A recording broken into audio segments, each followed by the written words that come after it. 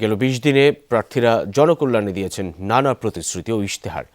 আজ সকাল 7:30টায় শেষ হয় নির্বাচনী প্রচারণার কার্যক্রম। ভোট প্রস্তুতি সম্পর্কে জানবো।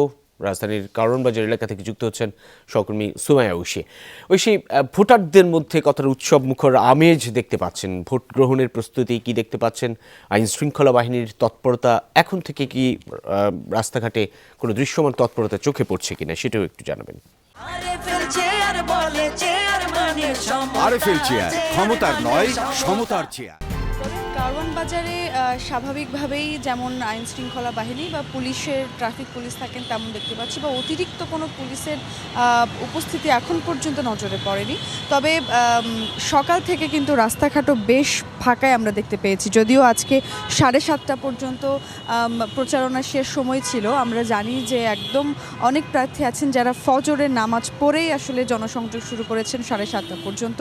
যদিও সেই সময় রাস্তাঘাটে খুব বেশি মানুষ ছিল না, তবে মসজিদে গিয়েও কিন্তু অনেকেই মানুষের মধ্যে করমর্দন করেছেন এবং রাস্তাঘাট এখনও কিন্তু বেশ খানিকটা ফাঁকা, কারণ আগামীকাল থেকে ছুটি শুরু হচ্ছে। স্বাভাবিকভাবেই 15 তারিখ পর্যন্ত স্কুল কলেজের ছুটি, শিক্ষা প্রতিষ্ঠানগুলোর ছুটি, অর্থাৎ 11 তারিখ থেকে 15 তারিখ পর্যন্ত টানা 5 দিন ছুটি পাচ্ছে শিক্ষার্থীরা। সেই একটি বিষয় এবং একই সঙ্গে আজকেও কিন্তু অনেকেই ঢাকা ছাড়ছেন। সকাল থেকে আমাদের অনেক সহকর্মীও কিন্তু বিভিন্ন টার্মিনালে গিয়ে দর্শকদেরকে দেখিয়েছেন যে প্রচুর মানুষ টার্মিনালগুলোতে, বাস টার্মিনালগুলোতে ভিড় করছেন বাড়িতে ফেরার জন্য। এমনও খবর আছে আমাদের কাছে যে অনেকেই কিন্তু বাড়িতে ফেরার জন্য বাসের টিকিটও পাচ্ছেন না। অনেকেই প্রাইভেট কার বা মাইক্রোবাস ভাড়া করে বেশি টাকা খরচ করে আসলে বাড়িতে ফিরতে হচ্ছে সবাই, অনেককেই। তবে এই অতিরিক্ত টাকা খরচও কিন্তু অনেকেই সেই আনন্দের অংশ হিসেবেই দেখছেন রবিন, কারণ দিন শেষে ভোট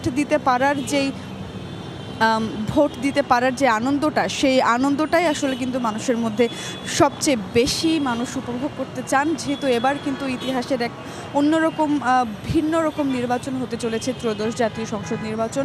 একই দিনে জাতীয় সংসদ নির্বাচনের ভোট গ্রহণ এবং একই সঙ্গে গণভোট, এই যে একটি ইতিহাস রচিত হতে যাচ্ছে, সেই ইতিহাসের অংশ হিসেবে মানুষ কিন্তু ভীষণভাবে উচ্ছ্বসিত। এবং এই যে ঢাকা 12 আসন, আমি যে এখানে দাঁড়িয়েছি, এটিও কিন্তু বেশ আলোচিত একটি আসন এবং এখানে কিন্তু ঢাকা শহরের সবচেয়ে বেশি সংখ্যক প্রার্থীও রয়েছেন। 15 জন প্রার্থী আছেন এই কেন্দ্রে। ফলে সব মিলিয়ে ভোটারদের মধ্যে ভীষণ রকম উচ্ছ্বাস কাজ করছে। সবাই অধীর আগ্রহ অপেক্ষা করছেন ভোট দেওয়ার জন্য। অনেক ধন্যবাদ সহকর্মী সুমাইয়া ঐশী।